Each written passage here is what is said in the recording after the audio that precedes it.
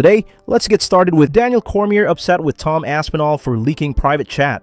Daniel Cormier has expressed frustration after Tom Aspinall shared details from what Cormier says was a private conversation between the two on his YouTube channel. Speaking on Good Guy Bad Guy show, DC said, "Before we continue, make sure to leave a like on this video. To support the channel, let's aim for 1,000 likes. And we got like this hot, the mic was on me and I was talking to Tom about the heavyweight division. You had it right. You had it right, Chael. I was literally trying to tell him, you could possibly be on the verge of something tremendously special right now, right? What I was saying was that in that statement, I was saying, Jailton's going to grapple you, right? It's not as dangerous a fight. And I could have done a better job of saying that to Tom. Now, I was a little upset that Tom didn't release that, if I'm being honest with you. I thought when you lean in, Chael, when you lean into someone and you're talking quietly, that's a private conversation that should stay between you and the athlete. I thought it was embedded. And I know that embedded would never do something like that. But regardless of what you're saying, whether you're saying it in jest or you're being honest, like, Jailton Almeida deserves respect, and I do respect him. And I felt bad, man, because he's been so nice to me since he got into the UFC, and I think Jailton Almeida is a great guy. Demetrious Johnson, an MMA guru, breaks down Islam Makhachev versus Jack Della Maddalena. Demetrious Johnson shared his thoughts on the highly anticipated matchup between Islam Makhachev and Jack Della Maddalena, noting that the fight's entertainment value will depend heavily on how both men approach the grappling exchanges. It turned out to be a banger fight. For him to take on a guy like Islam Makhachev, not steering away from that challenge. Islam is coming up, so he's going to be, I feel like comparably size-wise, they're going to be about even, Islam's super good. JDM's got Craig Jones in the camp to, battle. And Volkanovski to battle that, Dagestan wrestling.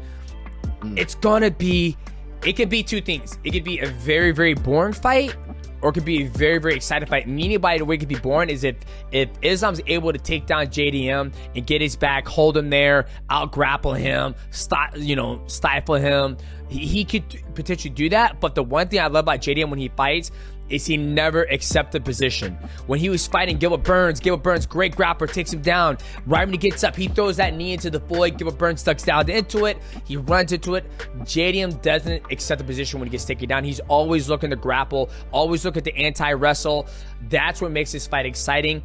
And he's got some fucking good hands. He's not the way his boxing is, he's very tight.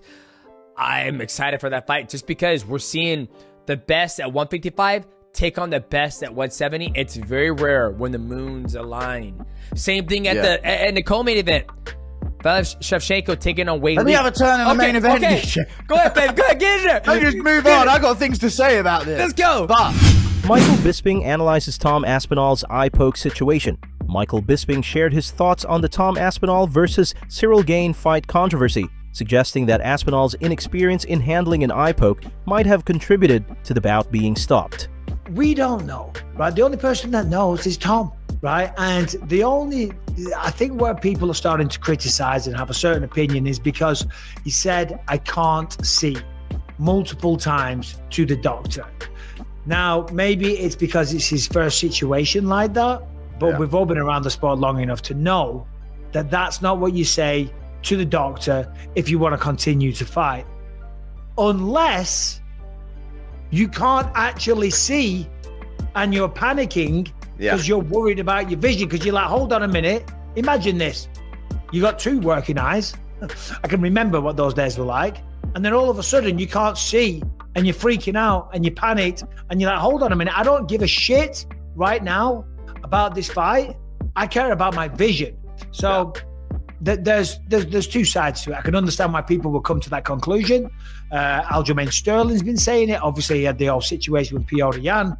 He kind of thinks that Tom was looking for a way out. There's a lot of people online saying there's a lot of people supporting him as well. Listen, the only person that knows is Tom. You got to take it at face value.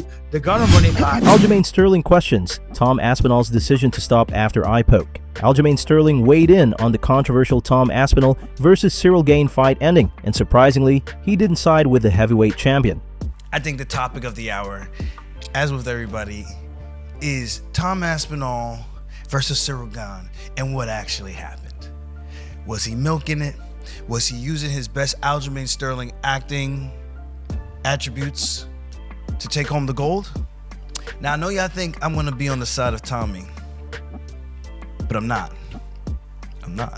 I'm not in the sense that he posted after the fight his eye, and we got to see the damage, and apparently from what was posted, it looks like everything is okay. But I have so many questions, man. I have so many questions. He got double zoinked. I get it. But the one that got zoinked the worst, like where it looked like the nail, the middle finger went in a little bit further. He wasn't even complaining about that eye. He was complaining about the other one, which would look to me on camera, the right eyeball. Mind you, the reason why I think this does not look good, and I'm gonna just say it straight, Tommy Aspinall was losing that fight. Right away, the guy is saying, I can't see. That is the one thing I have to say. Tommy really, really fucked up. You can't say I can't see. We know those are the nail in the coffin to any fight. You can't say that. So if you actually want your 5 minutes to try to recover, to see if you can stay in the fight, you can't use those words. Just say, okay, let me take my time to see if things get better. If guys want to compete, that's what they say.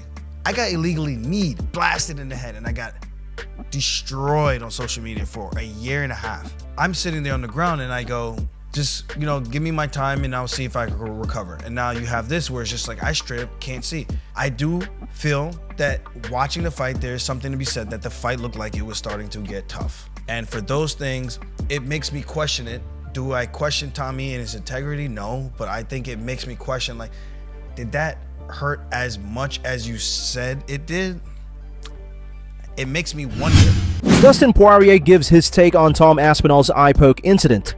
Dustin Poirier recently shared his honest opinion about Tom Aspinall versus Ciryl Gane and the controversial eye poke that led to the fight being stopped. While Poirier expressed empathy for Aspinall's situation, he didn't hold back on his stance. A lot of people ask me, what's up with Aspinall? What's up with the eye poke? I don't know. Only he knows how bad it was. But I've been in a lot of fights where I've got eye pokes and I continue. And only he knows. Chael Sonnen on the Tom Aspinall versus Ciryl Gane eye poke controversy. Chael Sonnen weighed in on the aftermath of the Aspinall versus Gane fight, suggesting that Tom should take a stronger stance after the controversial ending. Wouldn't it be interesting if Tom came out and said, no, I'm not going to rematch him. He's a cheater. Why would I rematch a guy that already cheated, that violated not one of my eyes but both? I gave him his chance. He chose to cheat, and I'm going to move on. If Tom took that stance, which he's not going to do, I'm saying, but for fun, I think he'd have a lot of people that supported him.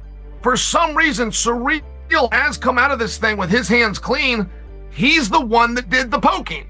Did you happen to notice at around 1 minute and 49 seconds of the first round, Tom shoots for a takedown? It's the first time in his UFC career that he's had an unsuccessful takedown attempt, and he gets stuffed and then he backs off. Did you happen to notice that the hands went into the eye that time too?